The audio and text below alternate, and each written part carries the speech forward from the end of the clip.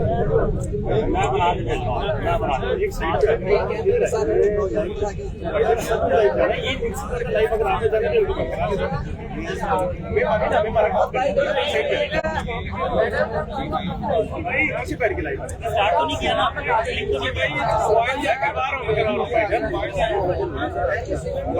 آئے گا نا آپ اس طرح نہ آئے میرے بھائی،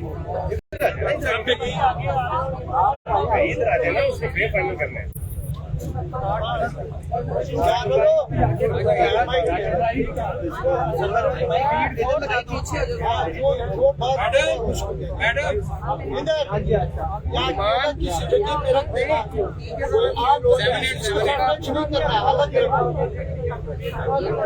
کیوں ہے جی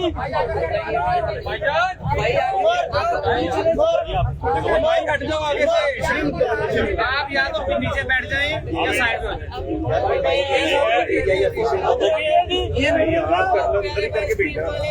بھائی بیٹھ جائے یار، بار بار ٹرائی پورٹ چلا رہے ہو.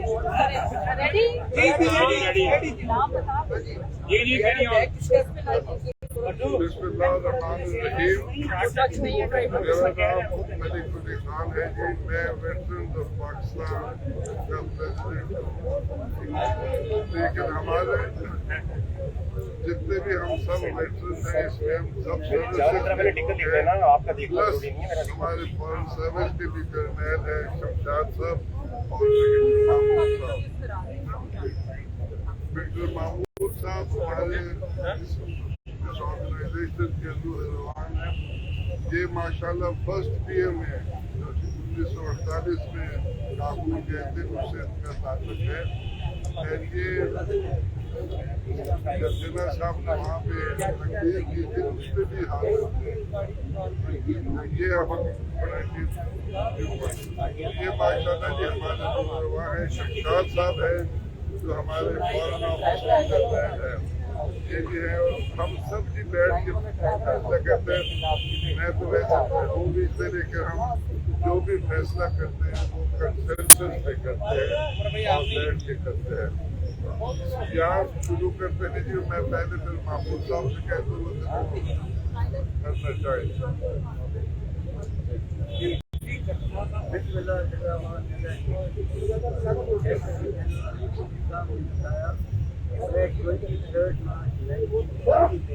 اس پنڈال کے باوجود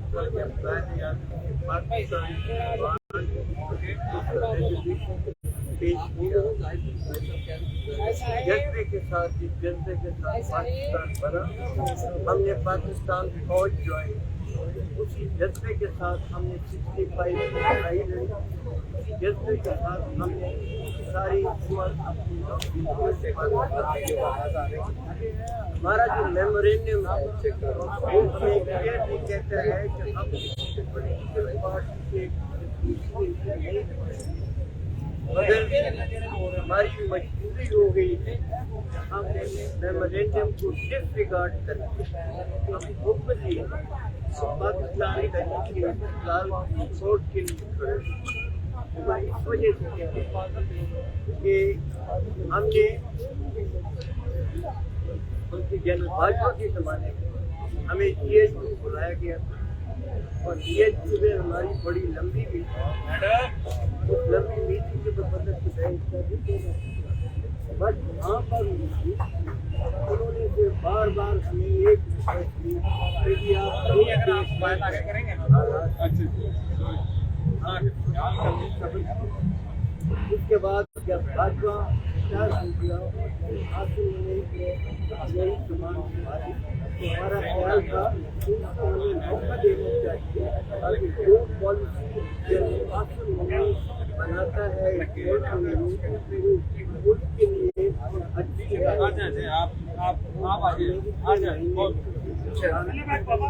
اس کے بعد ہم نے خیال کو ایک خط لکھا. اس خط میں ہم نے درخواست کی کہ ملک کے حالات ہمیں موقع دیں، ہم آپ کو کام چھیڑنا نہیں. اب کا نظریہ آپ کے سامنے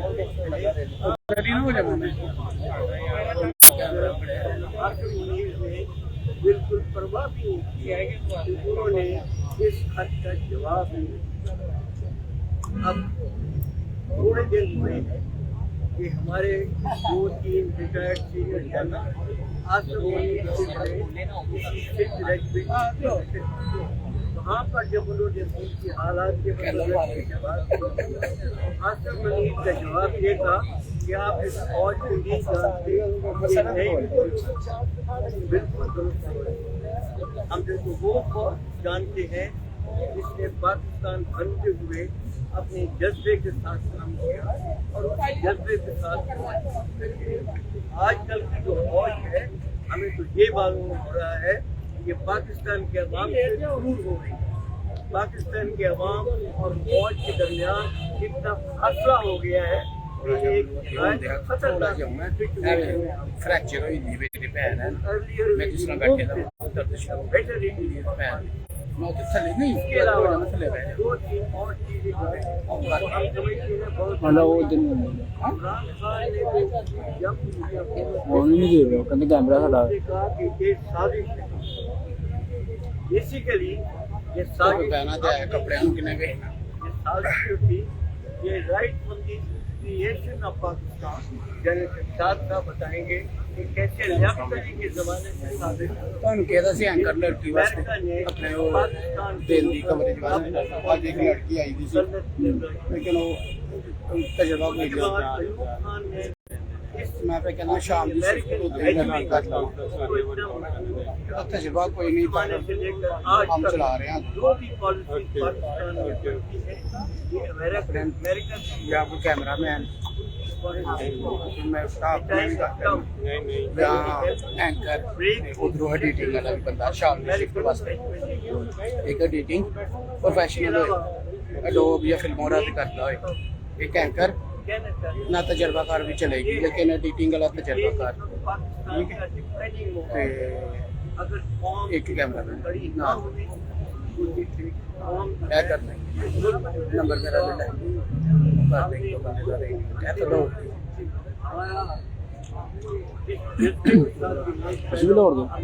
میں چھٹ چھٹ آیا نا سارا سسٹم نہیں ویسے گول اور دے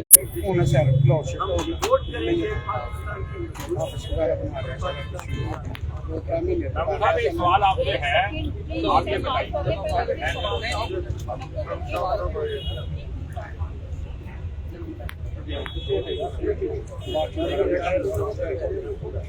سینٹر میں آ جائے سینٹر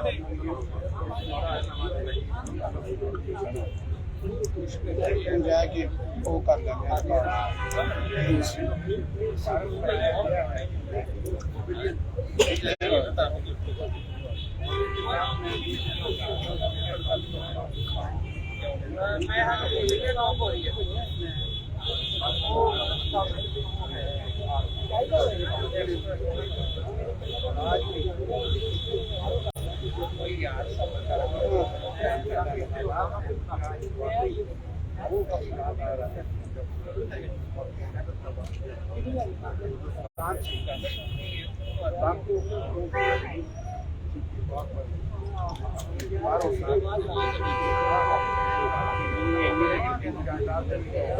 نمبر کار سے میں اپنا سیو کرا اپنا کوئی نہیں بتا ڈال ہی کر لینا مطلب بندہ ہی 300 8 308 اچھا 420 74 48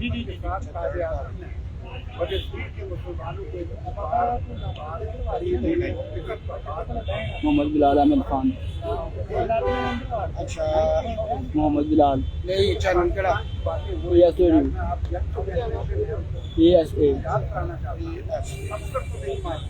غلط لکھتا غلط لکھا جو میرا اچھا آگے محمد بلال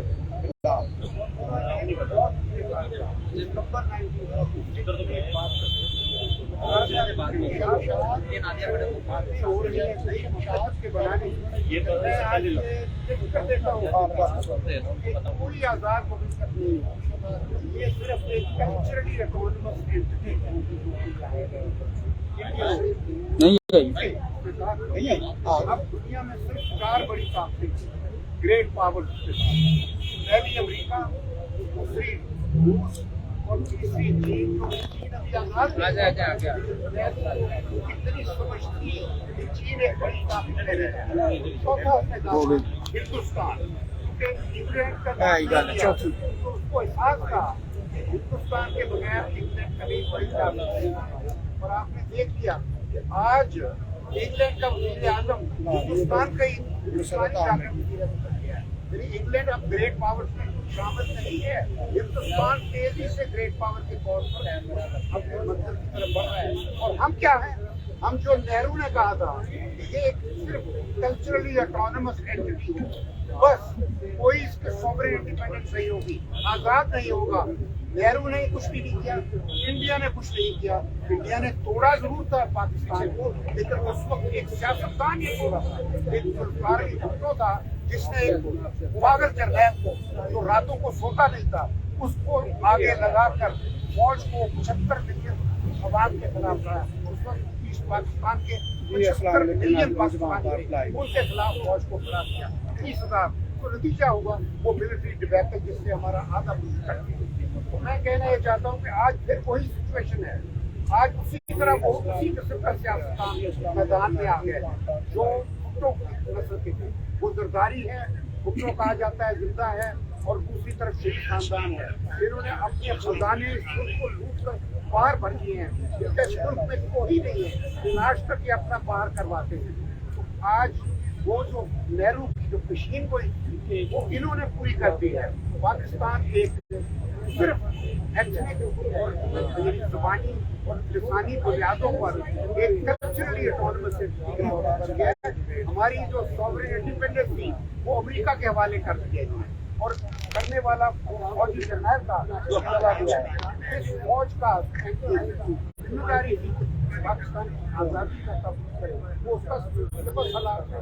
وہ جو ایک آدمی جس کی پوری فوج کے نام کو استعمال کر کے یہ کیا ہے، اب وقت آ گیا ہے قوم اس بات کا احساس کرے کہ کسی ایک جگہ کو لے کوئی یہ فیصلہ کر سکتا ہے کہ پاکستان کا رولر ہونا چاہیے. اس باہر کی طاقت کو پاکستان کے اوپر اب صرف پاکستان کے عوام وہ فیصلہ کریں گے کہ ہمارا رولر کون ہوگا. اور اس کا صرف ایک ہی طریقہ ہے جو کہ ساری دنیا میں تسلیم شدہ ہے، اور وہ ہے انتخابات، فری اور فیئر الیکشن. وہ اگر نہیں ہوں گے تو یہ کچھ برباد ہو جائے گا. تو آپ لوگ سب سے میں آپ کے پاکستانی عوام کو میرا یہ یقین ہے کہ پاکستان کے اداروں کو برباد کرنے میں پہلے بھٹو تھا، آج یہ سیاستدان ہے یہ برابر برباد کر رہے ہیں. یہ کے بعد پارلیمنٹ کو انہوں نے تباہ کر دیا ہے، ایک تھیٹر بنا دیا ہے، فوج کا ستیہ ناش کر دیا ہے، فوج کو انہوں نے پولیس بنا دیا ہے، فوج کے چیف کو آئی جی پولیس بنا دیا ہے. تو ہمیں ان سب باتوں کو درست کرنا ہے. ان اداروں کو ان کا جو تدریم ہے، جو تحریم ہے اور جو عزت ہے وہ ریسٹور کرنی ہے. فوج پاکستان کی فوج بڑی دنیا میں تسلیم شدہ فوج ہے. اس کو پاکستانی عوام نے ہمیشہ 75 سالوں سے سپورٹ کیا ہے اور ابھی بھی کریں گے ہم انشاءاللہ. کیونکہ فوج اسی طرح کام ہے. صرف ایک آدمی جب آ جائے وہ غلط فیصلے کر کے تو 6 لاکھ 7 لاکھ لوگ فوجیوں کے نام پر جب غلط فیصلے کریں تو ایسے لوگوں کا ہمیں علاج ڈھانچہ بھی کرنا ہوگا. اسی طرح جوڈیشری اور جو بادشاہ یہ جو ہے کیا پارلیمنٹ، یہ سب ان چیزوں کو درست کرنے کے صرف ایک انتخابات کا طریقہ ہے.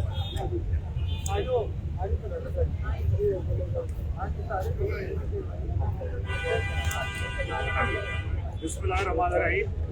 میں نیوی سے ریٹائرڈ وائس ایڈمرل ہوں. 43 ایئرز آف سروس کے بعد ریٹائر ہوا. اس وقت جس حالات میں پاکستان ہے، میری صرف ایک ہی پورے پاکستانیوں سے یہ گزارش ہے کہ ہم سب کو مل کر ایک قانون کی حاکمیت، کانسٹیٹیوشن کو ڈیفینڈ کرنا چاہیے. اور جو حالات اس وقت پاکستان کے ساری دنیا میں جا رہے ہیں انتہائی شرمندگی کے باعث ہیں. ہمیں سب کو کوشش کر کے کانسٹیٹیوشن کے پیچھے کھڑا ہونا چاہیے اور قانون کی حاکمیت ہونی چاہیے. ہم نے ساری زندگی فوج کی نیوی کی سروس کی اور ریٹائرمنٹ کے بعد بھی جب تک ہمیں زندہ ہے ہم اس ملک کے لیے جان جو بھی کر سکتے ہیں کریں گے. بہت بہت نام بتائیے گا. Vice admiral خاورل.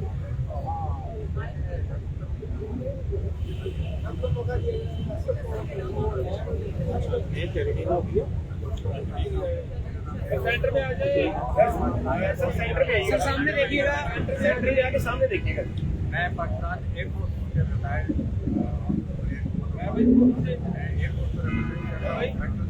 پاکستان جو کہ ہماری آرگنائزیشن ہے جو کہ retired army air force navy کے جتنے آفیسرز ہیں ان کی ہماری ایک آرگنائزیشن ہے. اور میرے سینئر عمران میں نے بھی 34 سال ایئر فورس کے اندر کام کیا ہے. مطلب ہم ریٹائر ہو گئے. ہمیں بھی وہی ہے کہ ایک ہے ہم سب کو مل کے اس ملک کو سدھارنا ہے.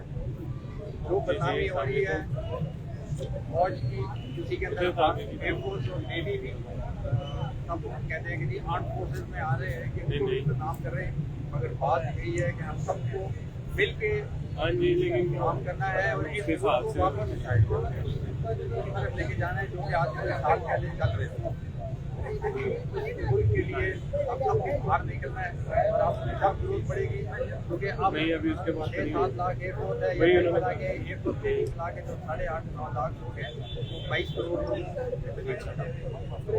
ایئر فورس اور نیوی جتنے میرے کولیگز ہیں سارے اسی اوپینین کے ہیں, ریٹائرڈ بھی ہیں, سرونگ بھی ہیں کہ بھائی ہمیں اس ملک کے خاطر قربانی دینی پڑے گی, اس ملک کو واپس صحیح راستے پہ چلانا پڑے گا. جو کچھ پچھلے سال میں ایک ہوا ہے یہ بالکل پاکستان کی رہنمائی کے لیے. نام بتا دیجیے. ایئر کمانڈر خالد جی.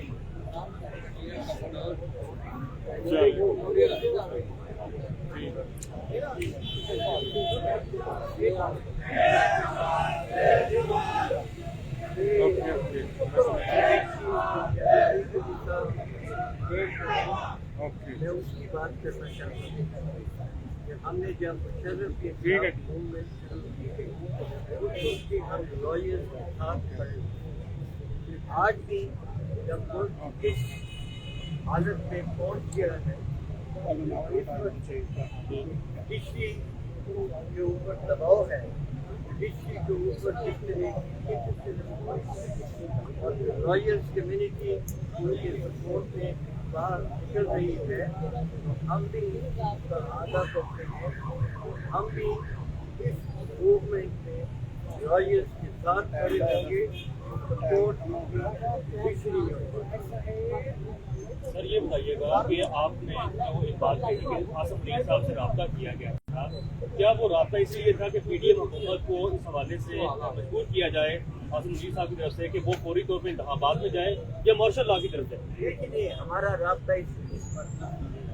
ہمارا صرف رابطہ یہ تھا کہ ہم ان کے ساتھ اپنے جو ویوز ہیں ان کے ساتھ شیئر کریں.